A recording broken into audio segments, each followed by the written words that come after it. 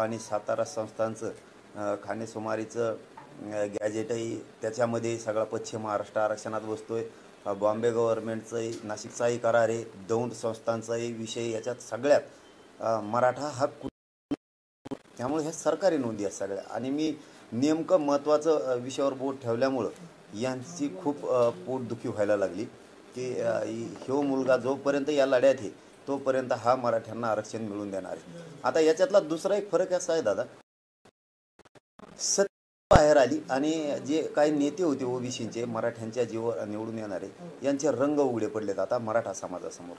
त्याच्यात आणखीन एक दुसरा फरक असा आहे की महाराष्ट्रातल्या मराठा समाजाला मुद्दामून सांगतो आणि मराठ्यांच्या नेत्याला पण विशेष करून सांगतो, सगळ्या पक्षातले ओबीसी नेते हे मराठा समाजाला आरक्षण मिळू नये जे कायदेशीर येते म्हणजे घटनेत एक कायद्यानं दिलेलं आरक्षण कायद्यात बसतंय ते आरक्षण सरकारी नोंदी आहेत त्या।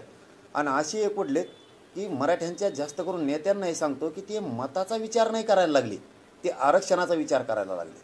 आणि मराठ्यांचे नेते मताचा विचार करायला लागलेत, आरक्षणाचा विचार नाही करायला लागले। ह्यो फरक आहे त्यांच्यात आणि आमच्या मराठ्यांच्या नेत्यात। आरक्षण विषय इतका मोठा आहे त्यांच्यासाठी की मतं आणि निवडून येणं हे त्यांच्यासाठी मोठं नाही आहे। हीच समजदारीची भूमिका सगळ्या पक्षातल्या मराठ्यांच्या नेत्यानं घेणं खूप गरजेचं आहे। आरक्षण हे किती मोठं आहे याहून लक्षात येतं आहे। बघा आता भाजपामधले ओबीसीचे सगळे नेते आमदार मंत्री एकत्र झाले, त्याच्यानंतर अजितदादा पवार गटातले राष्ट्रवादीचे सुद्धा ओबीसीचे नेते सगळे एकत्र झाले, त्याच्यानंतर शिवसेनेच्या सुद्धा शिंदेसाहेबाच्या गटातले सुद्धा ओबीसीचे सगळे नेते एकत्र झाले, त्याच्यानंतर शरद पवार साहेबाच्या गटातले सगळे आमदार त्यांचे ओबीसीचे तेही एकत्र झाले, विरोधी पक्षातले असणारे विरोधी पक्ष नेते आणि काँग्रेसचे ओबीसीचे नेतेसुद्धा एकत्र झाले। म्हणजे पक्षच न राहायला खाली की ते मी काल याच्यावर थोडंसं अंदाजा लावून बघितला की कोणी पक्षाला मोजायलाच तयार नाही।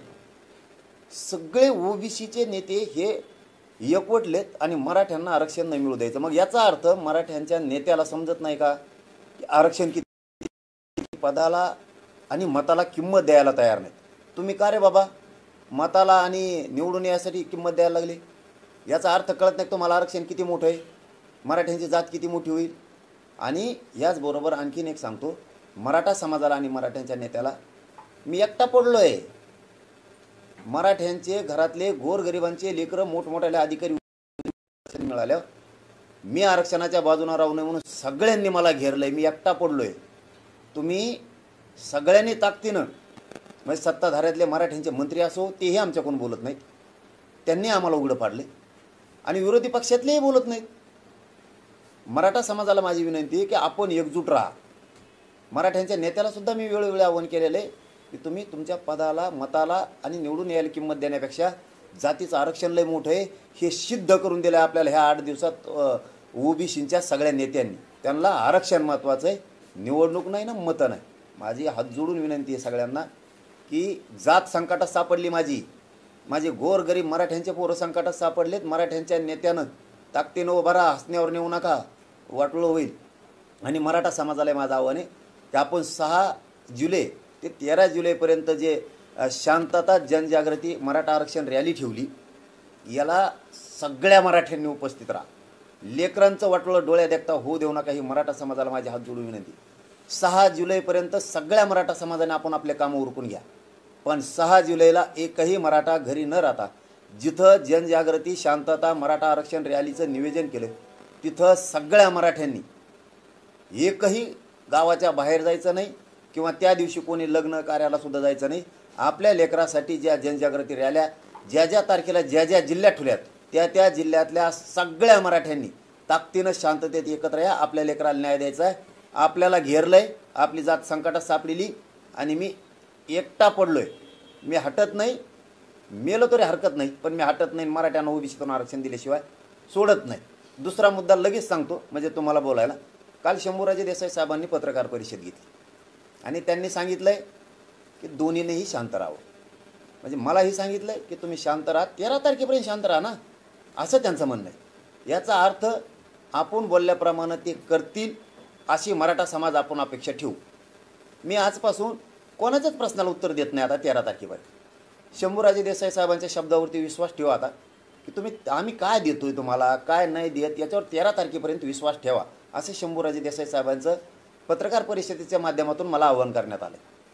मग आता आमची मागणी सगळ्या सोयऱ्यांची अंमलबजावणी आम्ही दिलेल्या व्याख्याप्रमाणे आम्हाला पाहिजे, आणि हे मी 10 महिन्यापासून म्हणतोय.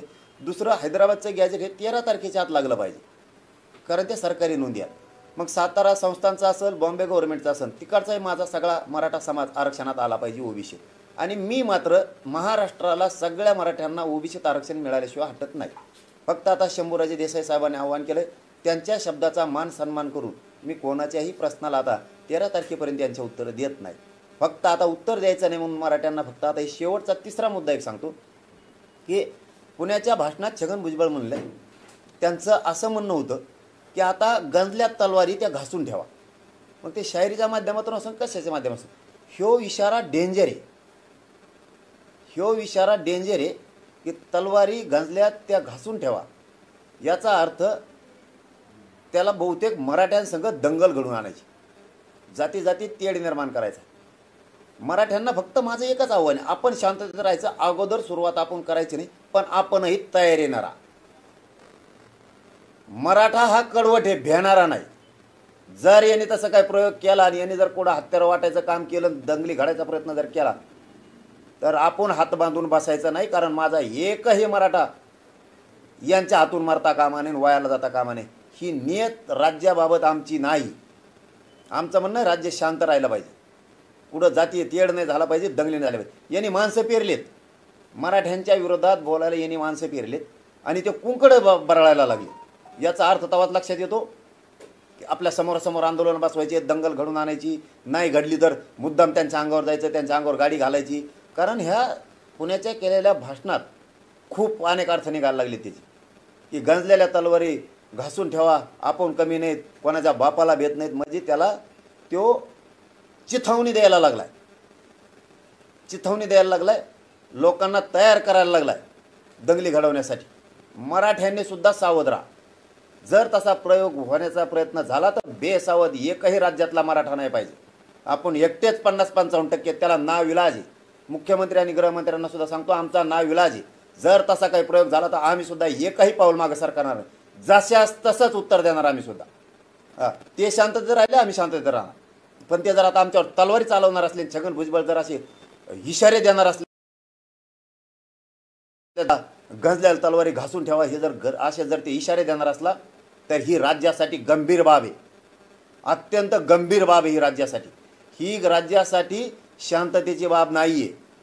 आम्ही जर यांनी तसा काही प्रयोग केला तर आम्ही सुद्धा कडवट आणि कट्टर मराठी आहेत, आम्ही सुद्धा क्षत्रिय मराठी आहेत, उत्तराला उत्तर देणार. पण आता शंभूराजे देसाई साहेब म्हणलेत 13 तारखेपर्यंत एकही शब्द आपण त्यांना उत्तर देत नाहीत. त्यांनी सांगितलं 13 तारखेपर्यंत आमच्यावर विश्वास ठेवा. याचा अर्थ आपण दिलेल्या 9 मागण्या त्या पूर्ण करते अशी अपेक्षा ठेवू. आपण आपल्या कामात राहू. आपले 6 जुलै ते 13 जुलैपर्यंत जे आपले शांतता जनजागृती मराठा आरक्षणासाठी रॅल्या ठेवल्यात, या रॅल्याला घराघरातला मराठा आई बहिणीसह सगळ्यांनी एकजुटीनं एकत्र या. आपल्या लेकराला आपल्याला न्याय द्यायचा आहे ही सगळ्यांना विनंती आहे. आणि शांतता या राज्यात राहिली पाहिजे. ते काही म्हणले, ते येवल्याच्याने सांगितलंय काही म्हणा, ते काही म्हणले तरी 13 तारखेपर्यंत कोणी उत्तर देऊ नका. एखाद्यानं आपल्याला हणलं तरी देऊ नका. 14च्या नंतर बघू. उत्तर दिलं नाही. ते म्हणाले जरांगे म्हणजे मराठा समाज नाही आहे. नाही म्हणते ते तर नाही. आंदोलन भरकटलंय, कळन त्यांना आंदोलन भरकटलंय का काय झालंय त्यांना कळन. काय भरकटलं? मराठा समाजाला ओबीसीतून आरक्षण द्या. 1884चं सरकारी नोंदी महत्त्वाच्या का विखे साहेब, का 1990ला दिलेलं बिना नोंदीचं दिलेलं आरक्षण महत्त्वाचं? 23 तासगाव आउटलेट शेतकरी मार्केट जवळ तासगाव. Jat outlet, Jat Sangli road Jat. तसेच आपल्याकडे ट्रू व्हॅल्यू, मारुती और नॉन मारुती सेल्स आणि परचेसची facility Meera housing society, Madhavnagar road, Sangli इथे उपलब्ध आहे. महाराष्ट्रातील सर्वात मोठा प्लॉटिंग प्रोजेक्ट असलेल्या जगवार सिटीमुळे आटपाडीच्या शहरीकरण आणि आधुनिकीकरणाला निश्चितच हातभार लागेल. नाविन्यपूर्ण रचना हे जगवार सिटीचं बलस्थान आहे. आधुनिक अभिरुची संपन्न जीवनशैलीचा सुखद अनुभव देऊ करणाऱ्या जगवार सिटीमध्ये आजच आपला प्लॉट बुक करा. रिअल इस्टेट क्षेत्रात अग्रेसर असलेल्या व्हीएनएस ग्रुपनं जगवार सिटीच्या निर्मितीतून गुणवत्ता आणि ग्राहक हिताप्रती असलेली आपली कटिबद्धता पुन्हा एकदा अधोरेखित केली आहे. आटपाडी येथेच साकारलेल्या गोविंद पार्क या पहिल्या प्रोजेक्टच्या अभूतपूर्व यशानंतर कंपनीने जगवार सिटीचं नियोजन हाती घेतलं आहे.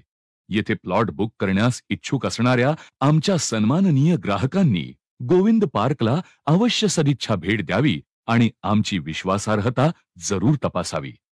जगवार सिटीला आपली पसंती देणारे प्रथम 150 भाग्यवंत आकर्षक बक्षिसांचे मानकरी ठरणार आहेत. यामध्ये पहिलं पारितोषिक टाटा नेक्सॉन, दुसरं पारितोषिक मारुती स्विफ्ट, तिसरं पारितोषिक वॅगनार, चौथं पारितोषिक ऑल्टो, 5वं, 6वं आणि 7वं पारितोषिक बुलेट आणि 8वं आणि 9वं पारितोषिक होंडा ऍक्टिवा अशी क्रमवारी असेल. म्हणजे आकर्षक बक्षिसांची जणू लयलूटच. अधिक माहितीसाठी आजच संपर्क करा 78 75 36 11.